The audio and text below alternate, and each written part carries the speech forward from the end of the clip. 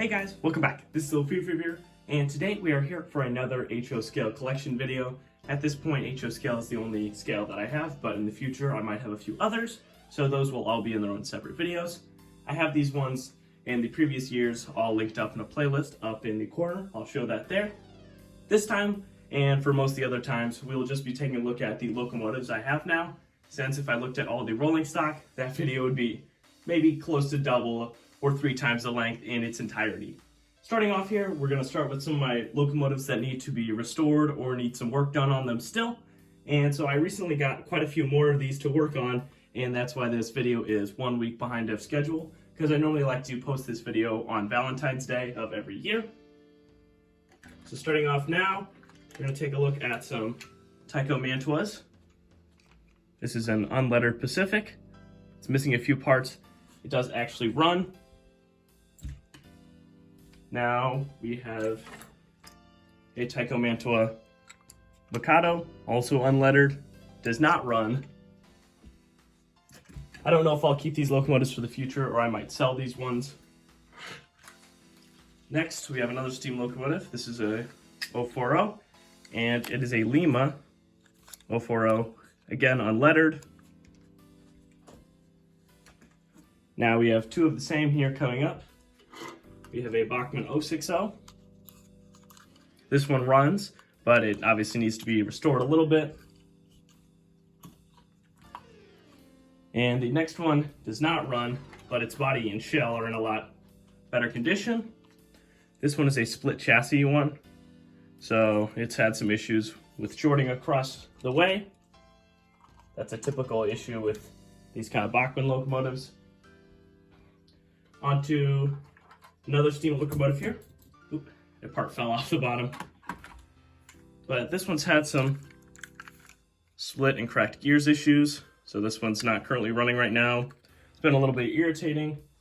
I've tried a few different solutions and sometimes they've just not worked. So this one's just gonna need some more in-depth time later. I have some of the screws just taped on top so I can easily open it up whenever I want. Next, let's move on to some diesels. And we have an Atherin Blue Box SW switcher. I don't know the exact class of this one, but this one is not running. The only thing that does work is the headlight. But this one's built pretty tough, so it should become a good runner in the future. Next is an Tyco GP20, I believe. This is the second one I've had, and my first Santa Fe locomotive with the blue paint scheme. Or no, it is the second, I guess. But my first GP20 in a while. Next we have, I believe, an AHM Milwaukee Road. This is a custom painted one. And this one does run, but some things are really loose on it and those need to be all fixed up. Now we have some more F units, starting off with a B unit here. This is also custom painted. And so I need to take a look at this one. This one is an Atherin unit. Seems to run, but not terribly well. And it is missing a coupling on that end from the Great Western. The American one, not the British Railroad. The other F unit that I recently got is this Tyco Santa Fe. Pretty basic, pretty common, but I've never had one. So it's nice to have a true war bonnet and not some of the other ones.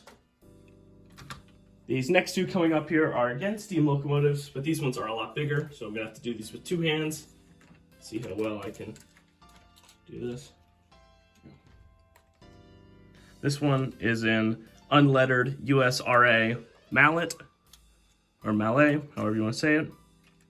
This is a Rivarossi locomotive. It does run, but I might letter it up and make it run a little bit better, and you can tell some of these wires are just sticking out at random places. Try to see if I can lay this down somewhat interestingly. There. Oop. I can pick that up later. This last restoration locomotive, or locomotive needing a restoration, is, I'm trying to hold it right for you guys. Here we go. It's a cab forward from the Southern Pacific, of course. This is an AC10, I believe, and this has the same mechanism, just flipped around as the Mikado down there. The tender needs to be cleaned up a little bit too. but this one runs decently well. So I'll set this down. Then we'll move on to some of the running and functional diesel locomotives. Starting off with some Fairbanks and Morse diesel locomotives. This one is a recent restoration on the channel, and that being the Trainmaster. Only a very few of these locomotives were built in real life of all of the Fairbanks and Morse. Next we have a Zebra Stripe Santa Fe locomotive. And now we have two Erie builds. These are both Proto 2000 models. And so we have an A unit and a B unit. These locomotives are incredibly heavy. They're larger to begin with, but they're really heavy, and they are the strongest locomotives that I have. Just singular units, so when I put them back to back, they pull even more, and it's a lot of fun just to see it running around the layout.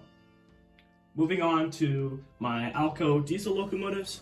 Starting out, we have, I believe this is a C240. Might be wrong, I'll put it up in the little text up top. This is an Amtrak locomotive. It did not actually exist in real life. In real life, I believe it was an SD9 or an SD7 that wore this paint scheme and this road number.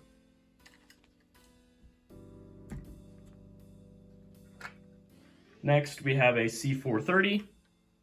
That is the old Tyco Santa Fe one here. I've had this one. This is the second locomotive I ever got, and it runs decently well. I've cleaned it up quite a bit from when I got it. The light still does work on the outside. And so I try to treat this one really nicely because it is what the second locomotive I ever got.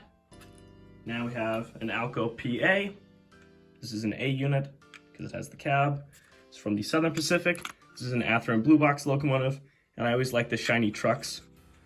I know that's not prototypical, but it's always just a nice sparkle, and it catches the light in an interesting way. Before I move all those off to the side, I'm just going to show off the one Baldwin diesel I have, and that is an RF-16 from the Burlington Northern. I do not believe these locomotives ever existed in this paint scheme. I don't think I've seen any photos online, but this is a Tyco Power Torque, and this is my first time really working with one that actually was fully functional. And so now let's move on to the next set. Moving on to General Electric locomotives. This is one diesel and one electric, my only electric. And so right now we have a U30B. And so this is the first locomotive I got in the Santa Fe Blue scheme. I believe I slipped up a little bit earlier, but this one works all right. It does have an awkward tilt to it when it runs down the track, just leans into one side. I don't know what's exactly up with that. I've looked into it and I haven't seen any issues, and it's not hindered its performance. It hasn't derailed like that.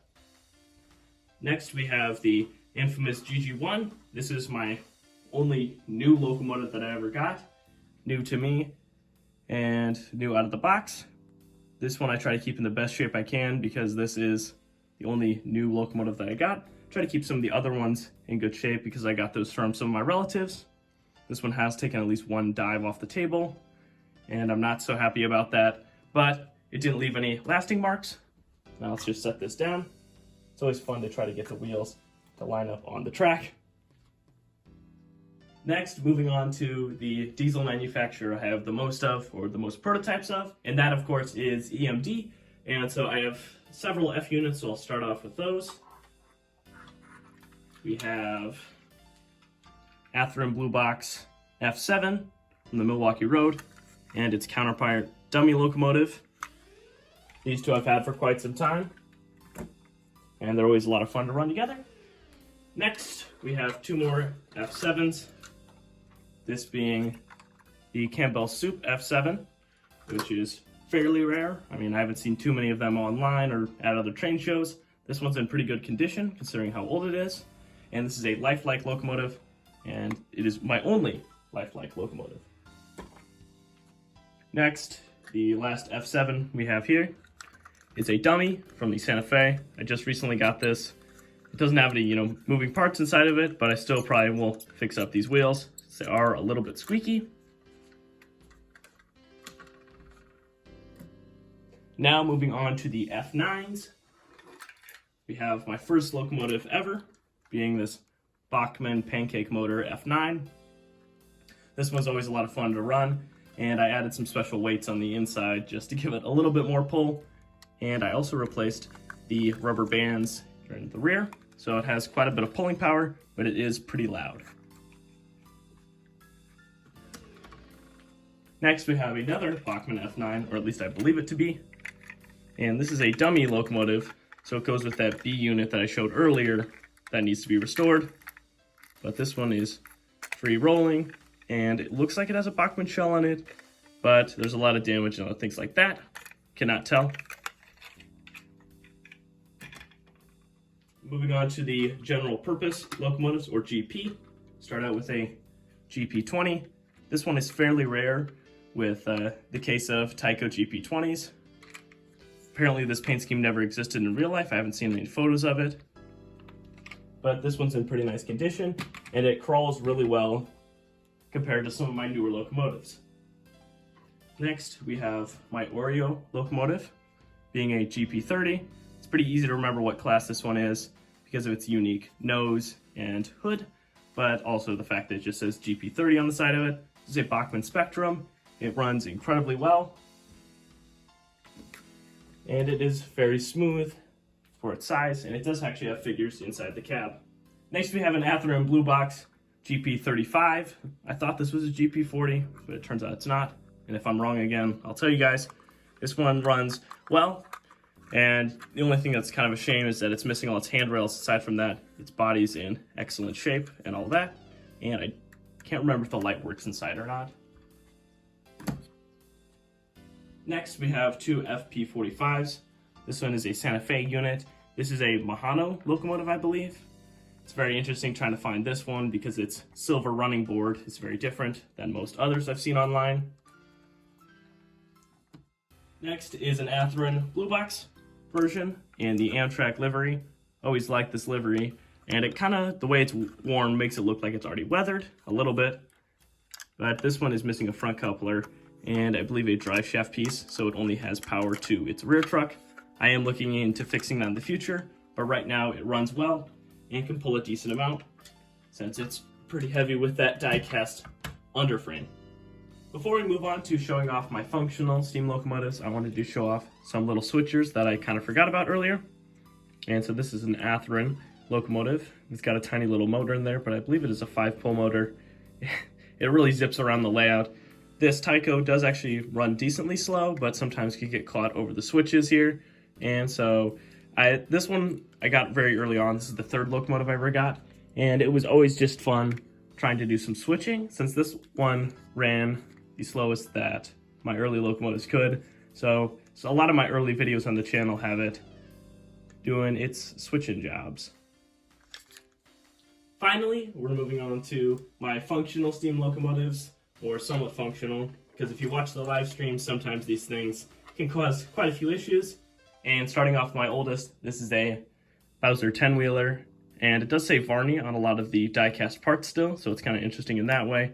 This one runs decently well. This is the first steam locomotive I ever got, and I tried fixing this one up as best as I can. I still don't know if I'll get to painting it ever, or doing any decals on it yet, since I'm not sometimes artistically inclined to some fine motor skills. Next up, we have a Tyco Mantua Pacific. This one is an interesting locomotive to run due to the fact that its rear horn hook is glued in place, so sometimes it tows around funky. But this one has all its painting and all its parts. It runs decently well, and I had a lot of fun restoring this one, and you can still see a few grease marks that I accidentally missed when I was restoring this one. This one is similar to two of the others I have on the list to eventually restore. I don't know if I will sell those after I restore them or anything like that, because sometimes I don't want that many duplicate models. Finally, on to the last locomotive here, and this is my only foreign locomotive. And here it is. It is a Gutzoid model. I mean, I'll put that up for you guys to read, but I don't know how to exactly pronounce it. My German pronunciation has not been the greatest, but this is a foreign locomotive, obviously in a military scheme. I think you guys can understand what military. And so this one runs decently well. It runs better in reverse. That's just always interesting about it. And I only have one rear coupler. I didn't have enough for the front. And so it's not like it has much to tow anyway. It only has one real boxcar to pull behind it. But it's still a fun locomotive to run, nevertheless. Alright, now I'd like to thank you guys so much for watching. You make it towards the end of this video here. I'm just going to show you guys a little bit of the chaos that does come out of this, where I have to place all the locomotives off camera here. I'll have a lot of fun restoring all these locomotives down here and getting them back into running order. Alright, now we're at the end of this video. I'd like to thank you guys again so much for watching and making it this far. I have a lot of fun with showing off the locomotives I have and remembering all the locomotives that I do have, because sometimes I forget about a few of them, like those switchers I forgot originally, but I found them in the back of a drawer, so I had to pull them out and show them.